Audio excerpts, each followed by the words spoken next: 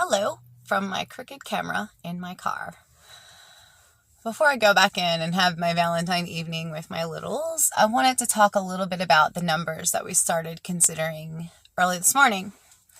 In no order, go over that list that we made on the left, and each topic, take a mark and just mark for health. Mark the part that you put there from 1 to 5. The next part, mark the number that you put for money. The next part, love. The next part, soul. And then what you're going to do, this is just to kind of give you like a visual of where you are of a grid right now. If you take those numbers and connect them all, you'll get a sort of an opening. I would like you to think about that center as like the center of your crown, and then the opening connecting those numbers is about as much as you're allowing. And with this being a loose grid, the numbers that have room to grow, that's how much more stream you have to let in. Another way to say this is our brain and our mind is a receiving mechanism and translating mechanism. So if you are tuning in to things that are feeling a lower emotion from you, like if you're thinking about things that worry you more than you think about things that bring you joy, your stream is more closed off than open. For the same way that like if you're wanting to listen to music, you can't turn on 98.5 and hear what's on 100.7. You have to tune into the channel that you want to hear the song that you want. When you're thinking about your emotions and frequency and vibration, taking it from a human, taking your human body from just this body that we're used to and starting to look at it in another way, like as in a mechanism, as in a vessel that actually responds to frequency, that emits frequency, and that translates and receives messages and frequency also. The more that your each category is open up to a 5, the more that you're able to get in all this stream, all the benefit, all the things that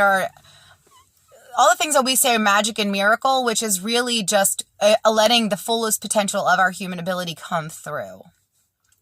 So what you're going to do tonight and tomorrow, whenever you get to see this and get caught up, you're going to just take that information that you have, and again, not judging yourself, just saying, wow, I can see where, I spend a lot of time worrying about this. And it does make sense that if I'm spending a lot of time worrying, I can't be spending a lot of time receiving. We can't talk and hear at the same time. Why is that important? Well, when you're sending that frequency, when you're feeling that frequency of the things that you don't desire, of worry or fear or anger or regret or blame, when you're holding that vibration, things that meet and match that find you. And they will continue to find you as long as you continue to hold that vibration. When you find this grid looking at you, there's probably one subject at least that you feel stronger than the other. For the next couple of days, your biggest task is to try to spend more time emotionalizing that grid while the others soothe.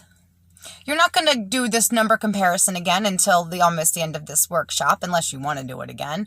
But I don't really encourage measuring. We're only starting now just so we can honestly look and be like, wow, I do this. This is a way of just bringing notice and awareness. This isn't a way to beat us up. This isn't something to cause judgment or criticism. This is just, wow, this is a fuzzy space. If when you're filling in those buttons, if they feel like it varies, draw the variance, and you can see how, if I'm thinking about this, I did this broken down on another grid where we took love and broke it down to self-love and romantic love. And then you can see where the lines go in and out and in and out. And that's just another reflection of how our vibration can be all over the place about these main topics. And wherever we are in our day, however we are feeling and emotionalizing whatever we're experiencing, we are attracting that point of attraction for those topics. But you can use a topic that you have strong vibration on to sort of raise the ones of the things that are worrisome or not where you would like them to be. And we'll get more into that later. So this is just a notice thing. This is just to say, I want to raise my vibration around my health. I want to raise my vibration around my finances. And maybe it's just all the way around the board. And again, this isn't about like trying to improve because it isn't good. It's just that if there's something in your space that isn't bringing you 100% joy and enthusiasm, then it can be improved. And you deserve to have that improvement if you desire. And these are the ways that we control, these are the ways that we change our manifested reality without manipulating other people, without manipulating circumstances, and with the process of allowing, which to me is the biggest blessing of self-love, is to turn on that true power of that self-empowered alignment.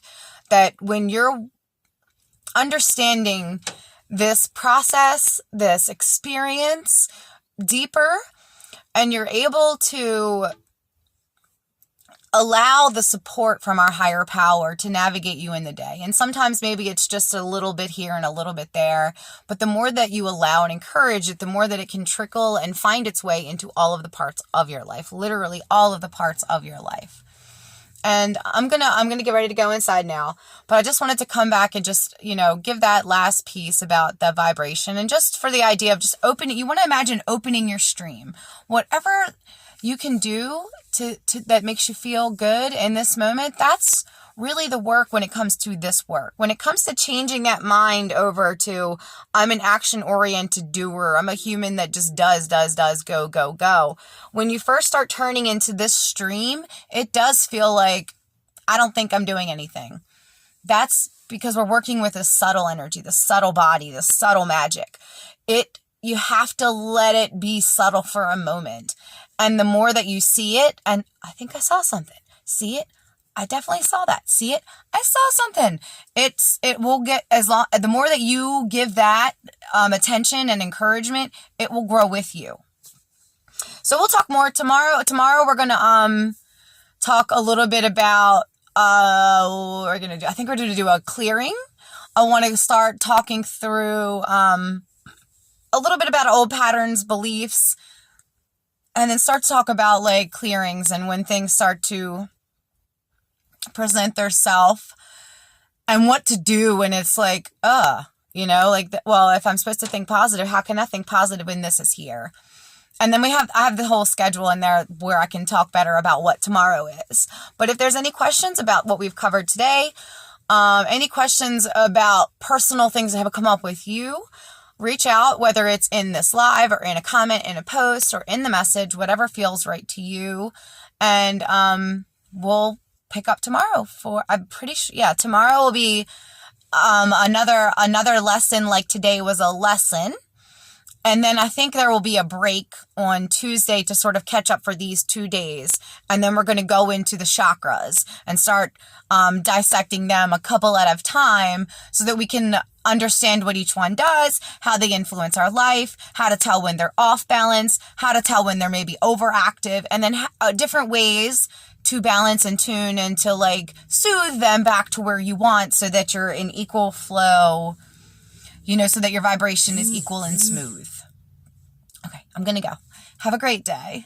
I'm so happy that you're here also. Happy Valentine's Day. I'm sorry I haven't said that. I haven't felt like saying that, but I do want to say that. Happy Valentine's Day. Happy Self-Love Day. Happy whether you have just started your self-love, self-discovery journey, or if you've been healing for some time.